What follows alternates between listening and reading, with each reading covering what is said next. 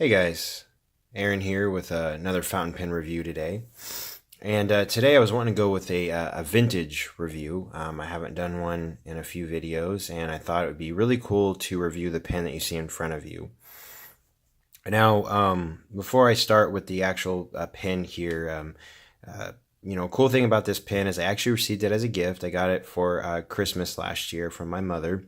And it was a really exciting gift to get. It was the first time that I'd gotten like a vintage pen like this as a gift. And an interesting story behind it. She actually has a gentleman that she purchases things from the UK on eBay, and she purchased different. She collects different types of dog figurines of all things, and this gentleman happened to have this pen available on his items for sale, and she started asking him questions about it, and he was filling her in about the item, and she asked him if she was already planning on purchasing some other items, if she was to purchase this pen, if he'd make her a deal on it, and if he would add combined shipping charges, which he did. And so she got a really good deal on the pen. And much to my surprise, of course, when I got the pen and received it, first thing I wanted to know was try and find out as much information about the pen as possible. But the other thing is just looking at the condition of the pen. And surprisingly, I don't know if the gentleman had restored the pen or who had done the restoration, but this is the overall condition I received the pen in, and it was in a really solid condition. The ink sac had already been replaced. It was the nib and feed you could tell had been cleaned out. There wasn't any ink residue or anything of that nature, and the pen was in really good condition. And so the really exciting acquisition. I was really proud of her and excited that she gave this to me for a gift. The pen itself is a Watermans W5, and this pen was actually launched to the UK market in the early 1950s, and this was kind of one of their flagship pens or post-war flagship pens. Now, this pen a lot of times gets confused with the Watermans 515. And there are some different characteristics between the two pens, one of them being partially the nib, but the main characteristic is the actual cap band. The 515 has a single fat cap band, for at least from what I've read and seen, and the W5, as you can tell here, has a skinnier cap band with two smaller ones on either side of it. So that's one of the big characteristics. Also, some of it is some of the materials that it's made out of. This material is really interesting. At some point, I would love to acquire a 515 to not only compare between the two, but also just to have another Waterman's pen for that matter. Now, as I said before, this was considered to be a flagship pen. It was launched in the early 1950s.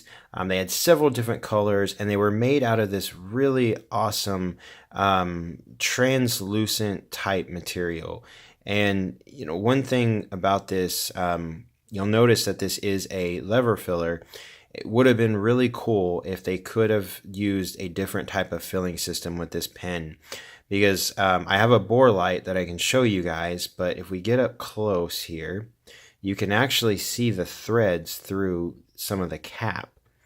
And that's something that's really cool about this pen, but also a little bit disappointing, because if they could have used the same type of material with a different filling system, that to me, that would have just made probably the coolest pen imaginable. You have a pen that's got a flexi or flexible type nib with that type of filling system, translucent properties, in a wide range of different colors. That would have made the perfect pen in my opinion.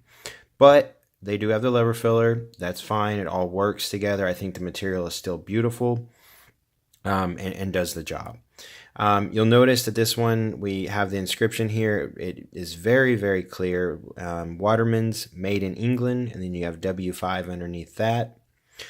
Working your way down the barrel, you'll notice that it kind of tapers down towards the end here, and that allows for that cap to really fit on there nice and tight.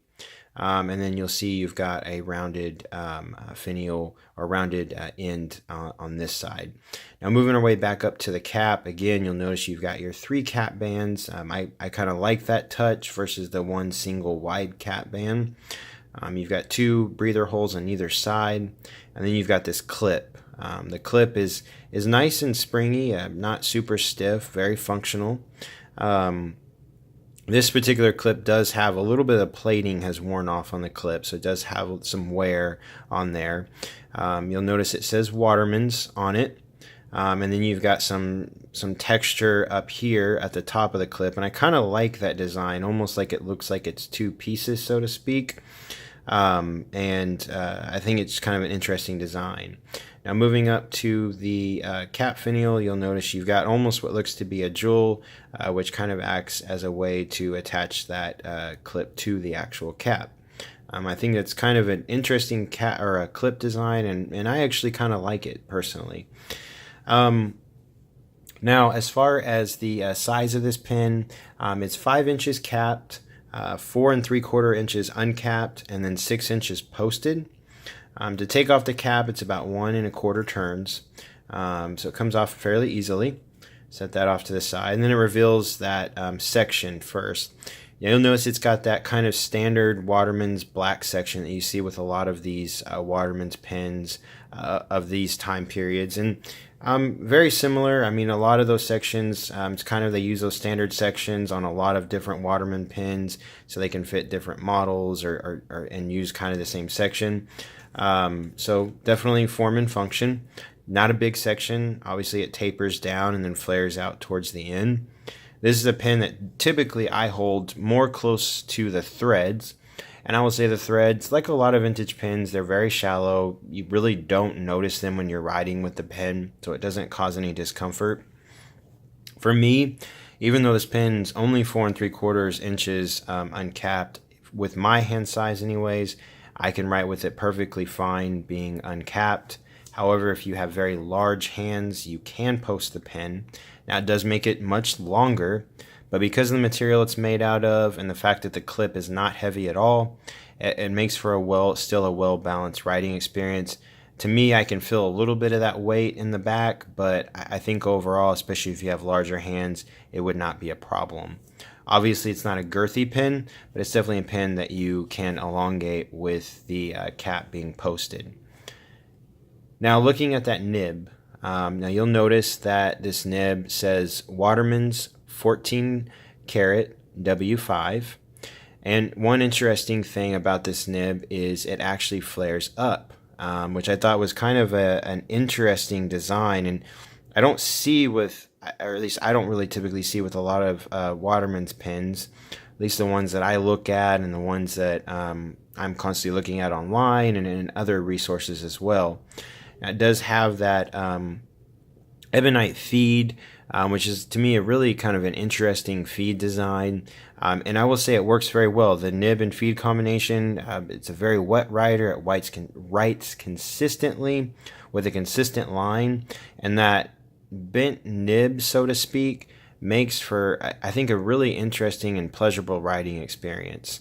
This pen definitely, you can push out some line variation, and with that bent nib, while yes, it does write somewhat of a fine line, you can kind of get some different line variation without really having to put much pressure on the nib at all.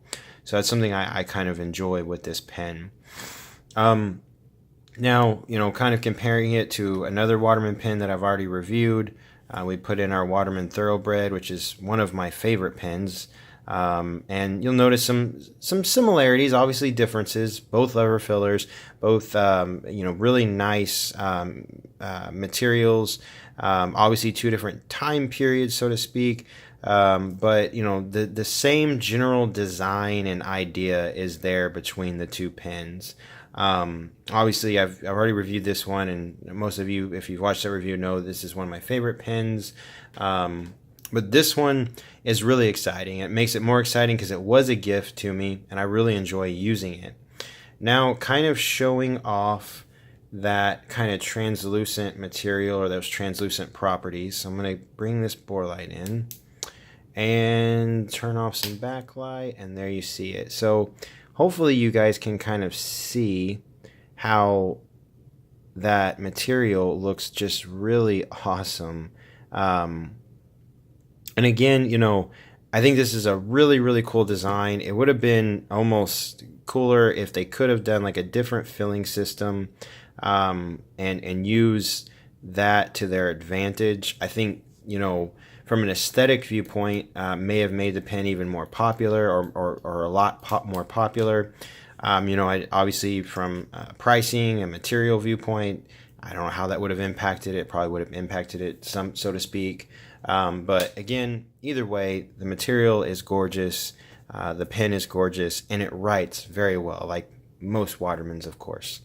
So up next is going to be the writing sample, and then we'll finish up from there. I'll see you guys in a moment.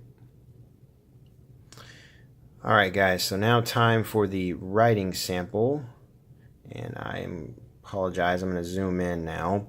The ink that I'm going to be using for the writing sample is a Birmingham ink. It's this one, the Grandview Avenue Midnight Horizon. It's got like the longest name imaginable. I really like this ink. It's kind of like a blue-black, and I really like the ink. I've been impressed with the Birmingham inks I've gotten so far, and I will definitely be acquiring some more. But you guys probably don't care about that. Let's get to the actual writing sample. So as I stated before, this is the Watermans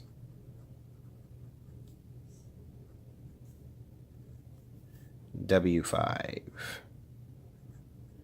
First thing you notice, hopefully, or at least you can see that, is it is a very, it's a consistent wet writer. Very, very nice writer.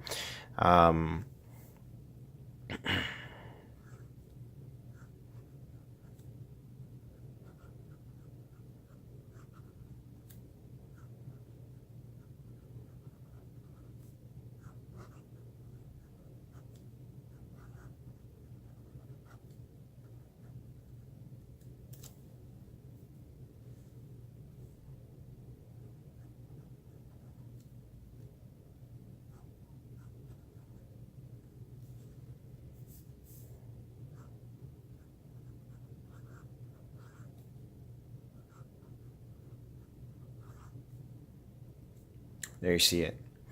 As far as like line variation for this pen, you can get a really, really fine line, and then you can kind of push out a lot, more line variation from there. So it's definitely a pen that you can get some interesting line variation. If you write up higher, you can get like a much finer line, which I think is really interesting. So even just, moving the pen around and, not even putting that much pressure, you can notice that there's differences in line variation. Again, I think it's just interesting. It's something that I haven't seen in a vintage pen. I'm sure someone watching this video at some point is going to say, oh, well, I've seen that. Sorry, I just set my tripod. As far as wetness, again, it's a consistent wet writer. I love that part about it.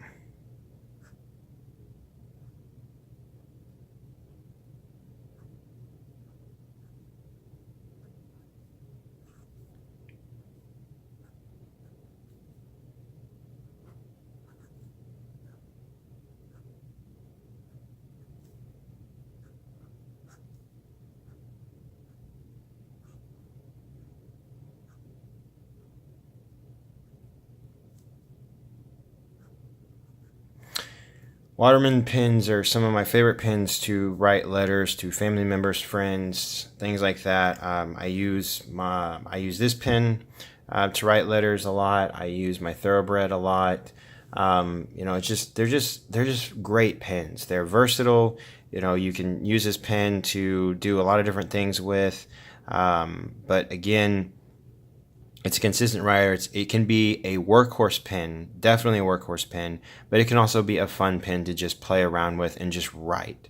And it's a good value. A lot of the ones I've seen are not really expensive. Now, granted, you're typically going to have to buy one of these pens from a UK seller. I mean, I haven't seen them sold here in the United States at all. There is Chris Rapp. Hopefully, you're going to watch this video. He has done a review. He has a beautiful blue Watermans W5. His video is definitely worth watching. You're one of the reasons why I did this video on this pen. He, like I said, he has a beautiful blue one, definitely worth watching. His is another really nice rider, so definitely check out his video. And especially if you're, see this and you're like, man, I really want to get one of those. It is worth getting. I think my mother paid around $50 for this. Now, granted, she got a deal with it, and the gentleman, she's bought a lot of things from him. But I mean, to me, that is an excellent deal on a pen that has a 14 karat gold nib, a flex rider, and just a consistent pen, and a fun pen. So again, guys, if you enjoyed the video, give me a thumbs up, subscribe, comment down below if you have one of these pens or have used one in the past, owned one in the past. Let us know your experiences with it. What color did you have? Did you like the nib? Did you have as good of experiences with it? Or just simply, tell us what you think about it in general. Again, guys, I hope you guys have a wonderful day, and I'll talk to you later. Bye-bye.